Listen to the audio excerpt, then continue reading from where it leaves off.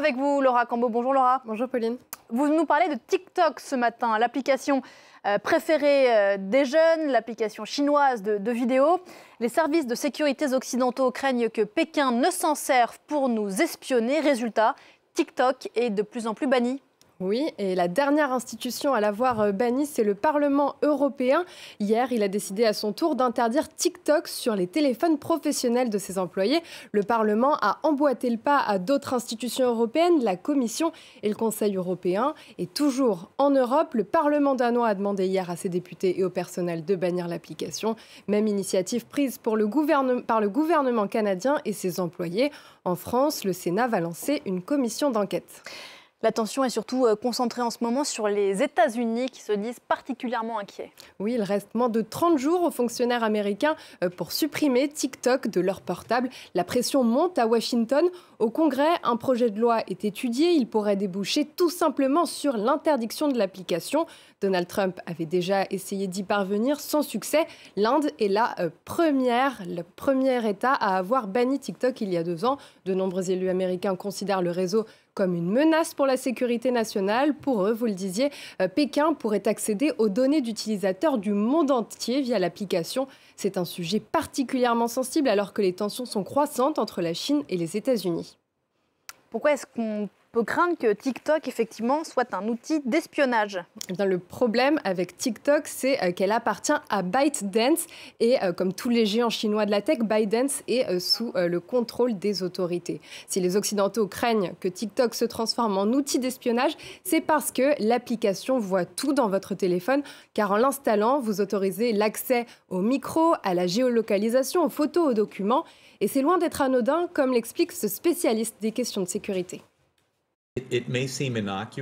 Cela peut sembler inoffensif pour certains qui peuvent dire « Eh bien, je ne fais rien. Vous savez, je ne travaille pas dans une centrale nucléaire. » ou des choses comme ça.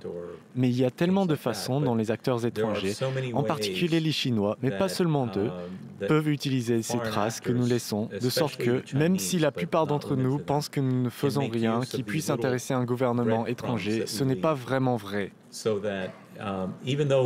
Most of us think that we're not doing anything that would be of interest to a foreign government. That's not really true. Est-ce que ça veut dire que les craintes des Occidentaux sont justifiées? En partie, car en novembre, TikTok avait reconnu que certains employés en Chine pouvaient accéder aux données d'utilisateurs européens.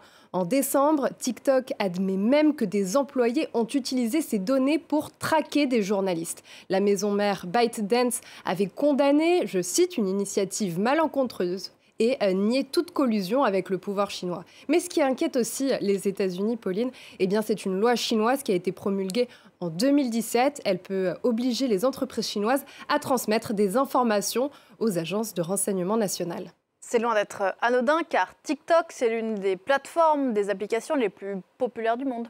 Oui, car TikTok, ça représente tout de même 1 milliard d'utilisateurs actifs dans le monde. On est à plus de 19% sur un an et sur ce milliard, 100 millions d'utilisateurs sont américains, pour la plupart des adolescents ou des jeunes adultes. L'application, c'est également le 6e réseau social le plus utilisé, notamment derrière Facebook et YouTube. La quantité de données qui pourrait donc être potentiellement collectée par Pékin, c'est donc gigantesque. Et Pékin, qu'est-ce qu'on en dit de côté de la Chine ? Eh bien, évidemment, Pékin dément en bloc. Pékin critique ces décisions prises par les Occidentaux, surtout les États-Unis. Écoutez à ce propos la porte-parole du ministre des Affaires étrangères qui s'est exprimé hier soir. Nous nous opposons fermement à la mauvaise pratique des États-Unis qui généralise le concept de sécurité nationale, abuse de son pouvoir pour interdire de manière déraisonnable les entreprises étrangères. Le gouvernement américain devrait sérieusement respecter les principes de l'économie de marché et de la concurrence loyale.